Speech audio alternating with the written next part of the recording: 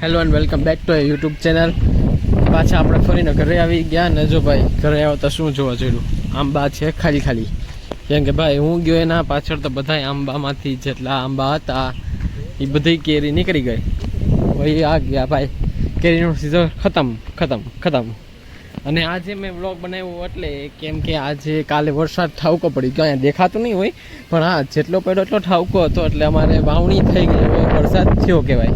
તમારા અત્યારે વાવણી થઈ ગઈ છે, મુહૂર્ત હતું 2:30 વાગ્યાનું, એટલે મેં કરી નાખી. ત્યાં મને વ્લોગનું યાદ ન આવ્યું, પણ આ જો તમને અમે કેમ કરી વાવણી એનું અહીંયા જે હશે જ ઉડી ન ગયું હોય તો બધું સાથીઓ કર્યો, ફૂલ રાખ્યા, અગરબત્તી, નારિયેળ.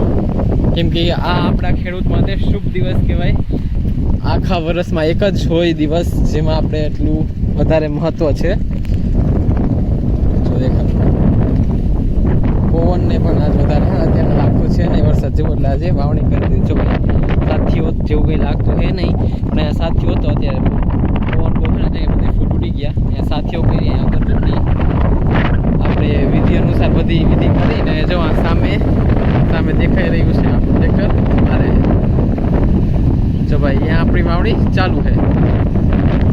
તો આજે વાવણી કરી, તો આજે આપણે વાવણી કરી હોય તો આજે શું બને? માલપુરા. હા ભાઈ, આપણા ગુજરાતીમાં આને શુભ કાર્ય કહેવાય. એટલે વાવણી કરી હોય તો આપણે શુભ એટલે મીઠું બનાવવું પડે. એટલે અમારામાં માલપુઆ બનાવે. કોઈ લોક લાપસી પર બનાવે, પણ અમે માલપુઆ બનાવી. બહુ જૂની પ્રથા છે, એટલે આજે પણ બનાવશો. એટલે આ વ્લોગમાં પણ લઈશ, તમને દેખાડીશ કે અમારે ઘરે કેવા બને માલપુઆ. બાકી જો આ કલર કામ હાલતું હતું 15 દિવસ પહેલાં પૂરું થઈ ગયું. થોડાક દિવસ ફરવા વયો ગયો હતો, પણ આ બધું કલર કામ ડન થઈ ગયું આપણો. અને અંદર બધું મોટું બધું સ્ટોર રૂમ છે એ પણ ક્લીન, અને અંદરથી પણ અમે કલર કરાવી દીધો. તો ભાઈ અંદરથી પણ કલર થઈ ગયો છે. અને આ બધી સામાન હજી સરખો ગોઠવો નથી, કેમ કે કલર કરતો હતો ને તો આ સાઈડ ગેપ રાખી હતી અમે. જો આ સાઈડ ગેપ હતી એટલે અહીંયા કલર કરવાનો હતો. એટલે હવે કલર થઈ ગયો, હવે 1-2 દિવસમાં મૂકી દઈશું. અને જો ભાઈ આપણી વાવણી ચાલે છે.